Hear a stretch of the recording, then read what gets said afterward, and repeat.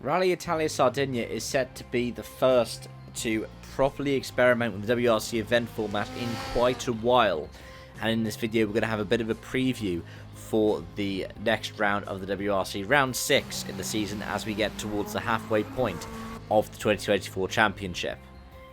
The big standout thing is the 48-hour format, as it's being dubbed. What will happen is the shakedown happens at Italia on Friday morning. The first stage is happening Friday afternoon, starting at 2:30 in the afternoon, and the power stage should all be done by 1:15 in the afternoon. The podium at 3:30. So in that 48-hour window, you have the start of stage 2 and the end of the podium, or the start of stage 1 and the end of the power stage. As for the stages, it's a truncated route. We're not going to see 300 kilometers a stage. We're not going to see a 40-kilometer Monte Lerno test like we saw, for example, last season. Instead, the rally is shrunk down to 266 kilometers of stages, run over 16 different tests. It's the shortest Sardinia since 2020, which, funnily enough, makes a lot of sense, given that the rally returning to Alghero is also a signifier of the return to stages that were last run in 2020. In fact, with some variations to the ways the stages are being run, every stage that's in here was run in 2020. The power stage returns to Sassari, Argentiera, which is the famous uphill and downhill bit which we saw Oid Tanak lose the rally on in 2019, giving Dani Sordo his first WRC win for Hyundai and his second ever win after his win for Citroën in 2013 in Germany. It's also where Neville picked up that famous win as well with the i20 Coupe World Rally car. It's where Teemu Süninen picked up second place. It's just part of rallying folklore at this point.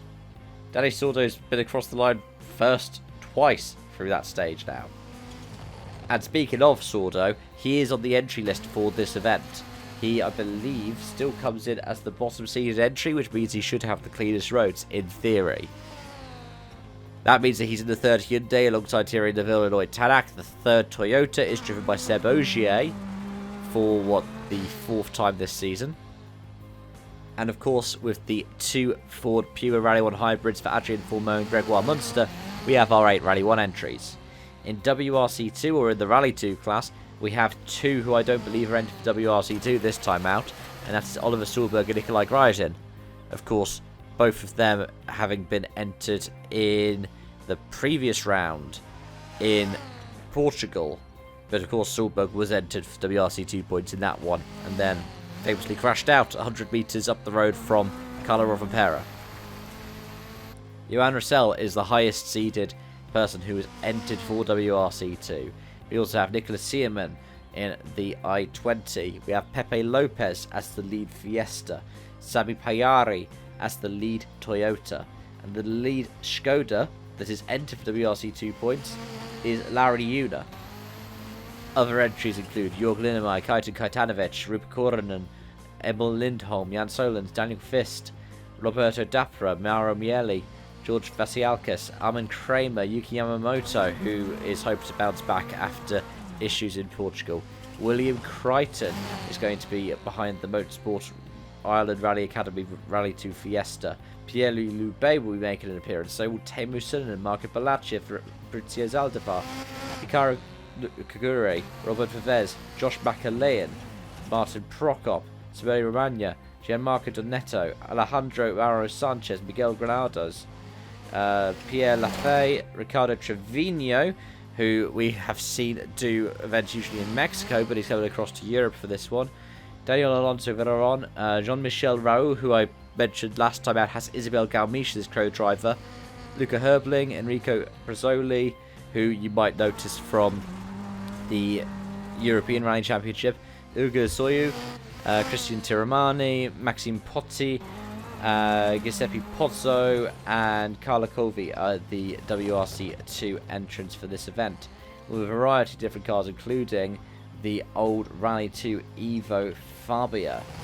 We also have our entries for WRC3 and the Junior WRC. Standalone for WRC3 is Giovanni Rossi, Matteo Chatillon, who nearly picked up the WRC3 win last time out in Portugal, nearly giving Renault their first outright Rally 3 win in the WRC. Eduardo Castro, Tom Pieri. And then, after Slaven Shekulika, I think I've butchered that name, we have our JWRC starting with the number 70 of Romain Jurgensen and going all the way down to our 87 entry of Andre Martinez Marizaldi. People to look out for there obviously are going to be people like Romain Jurgensen, Taylor Gill, Norbert Meyer, the Meyers who came across from the ERC, Eamon Kelly, Bruno Balacia, Tom Rensone, Diego Dominguez Jr., Petr Borodin, Jakub Batulka, Fabio Schwartz, Abdullah Al-Rohawi.